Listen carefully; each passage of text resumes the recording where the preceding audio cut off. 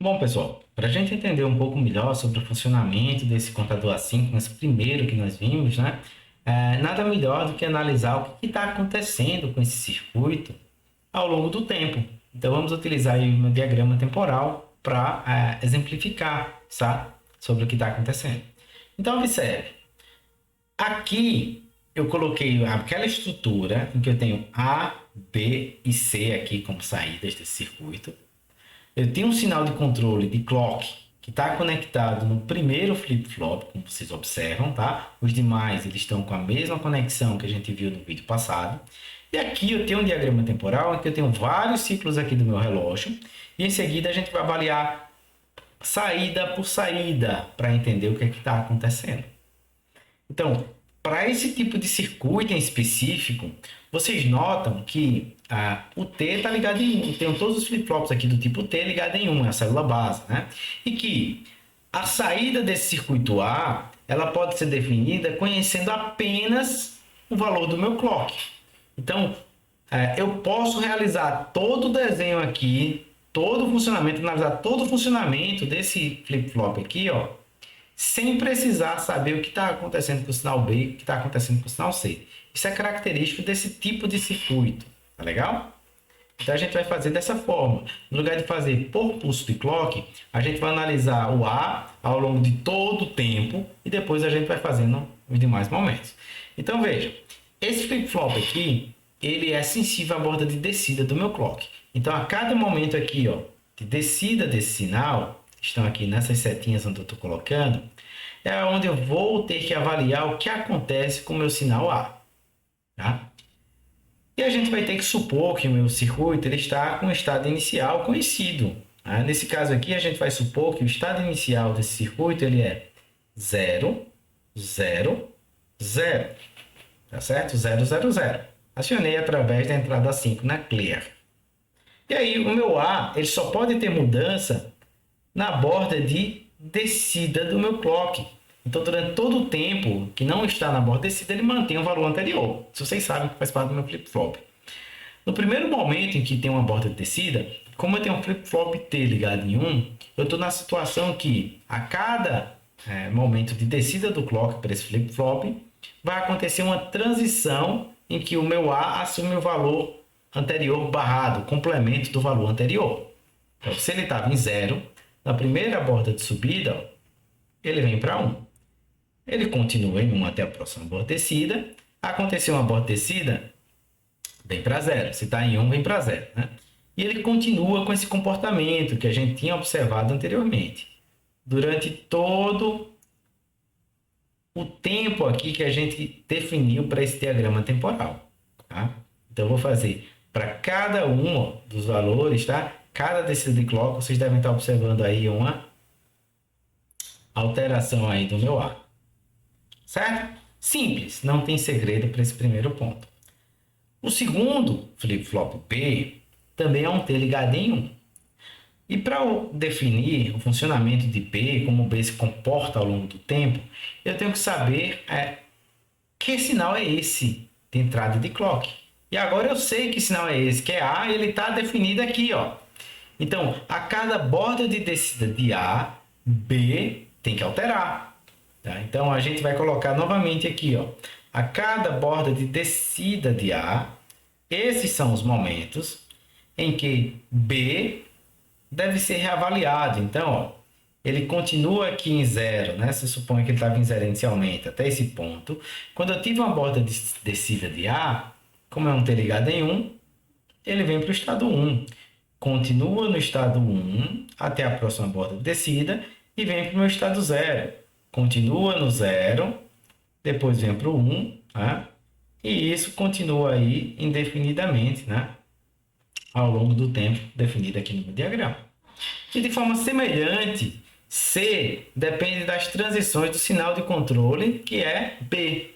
Então, a cada borda de descida de B é quando C deve ser reavaliado. Nesse caso aqui, ó, ele continua em 0 até esse ponto, depois ele vem para 1, né? Continua em 1 durante todo esse ponto aqui, depois vem para 0 e continua em 0 aí até o finalzinho do diagrama que eu defini. tá? Aí, legal, interessante, né? É fácil de fazer. E agora tem alguns pontos que eu gostaria de chamar a atenção de vocês. Então, o que é que esse contador faz? A gente viu que ele faz a contagem crescente no sistema binário puro, né? Então, eu tenho que avaliar e observar quando é que deve haver uma transição de estado no contador. A cada pulso de clock. E o clock é esse sinal aqui, ó. Esse sinal aqui. Então, a cada transição, a cada borda de descida do clock, eu espero que o meu contador ele assuma um novo valor, tá certo? E aí, vejam o que é que está acontecendo aqui, ó. Inicialmente, eu tenho 0, 0 e 0 no meu contador, tá? Depois que eu tive a primeira borda de descida, do meu clock, eu passei para o estado 0, 0, 1. Depois da próxima borda de descida, a segunda, ó, eu passei para o estado 0, 1, 0. Nova borda de descida, fui para o 0, 1, 1. Nova borda de descida aqui, 1, 0, 0. Nova borda de descida, 1, 0, 1. Uma nova borda de descida, 1, 1, 0. Borda de descida, 1, 1, 1. E finalmente, uma nova borda de descida, vim para o 0, 0, 0. E o que é que a gente observa aqui? Ora, esse A, nesse caso aqui, é diferente do outro que eu desenhei no vídeo passado, tá? Esse A aqui é o que varia mais rapidamente. É o que está recebendo o meu clock. Então, esse cara aqui, ele é o bit menos significativo. Como vocês puderam observar lá, na tabela verdade, como tem, não foi na tabela verdade, foi a sequência dos estados lá, baseado no código binário puro de 3 bits. Então, olha, eu tenho 000, 001, 010, 011 e assim por diante. Se eu considerar que o valor que está contido aqui nesse contador, ele é dado por C, B, A. Então, esse cara aqui é o bit mais significativo, most significant bit, tá? E esse aqui é o bit menos significativo, né? Least significant bit, tudo bem? Então, aqui a gente tem uma avaliação ao longo do tempo desse tipo de estrutura. E quando eu estou trabalhando com contador, a gente tem o chamado diagrama de estados. Isso aqui é muito utilizado, tá? Muito utilizado. Diagrama de estados. E o que é que quer dizer esse cara? Ora, ele vai indicar todos os estados possíveis para o meu contador. Nesse caso aqui eu tenho 3 bits, eu tenho 8 estados possíveis. E eu vou ter que definir a transição de todos eles. Tá? Então vejam só, vamos considerar aqui o estado 000 como sendo o meu estado inicial. Eu posso colocar aqui, ó, definir estado inicial. Eu posso carregar isso aqui, como eu falei, com clear. Quando eu dou um pulso de clock, eu faço isso aqui. Eu digo, com o pulso de clock, a transição vai acontecer para o 001. Considerando que essa informação aqui ela é CBA. CBA, e assim por diante, as palavras, tá? Para todos os estados que eu desenhar nesse diagrama. Mais um pulso de clock, eu venho para o estado 010. Mais um pulso de clock, eu venho para o estado 011.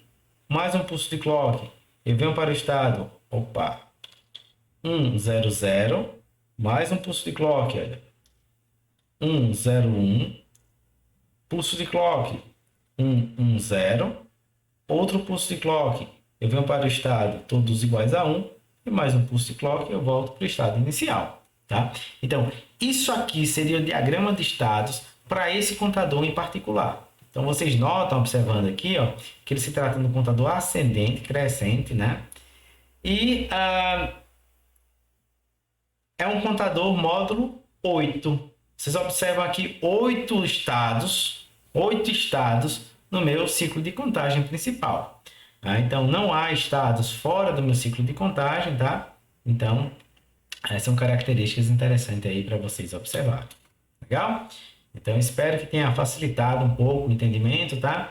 E vamos explorar um pouco mais ainda esse contador nos próximos vídeos.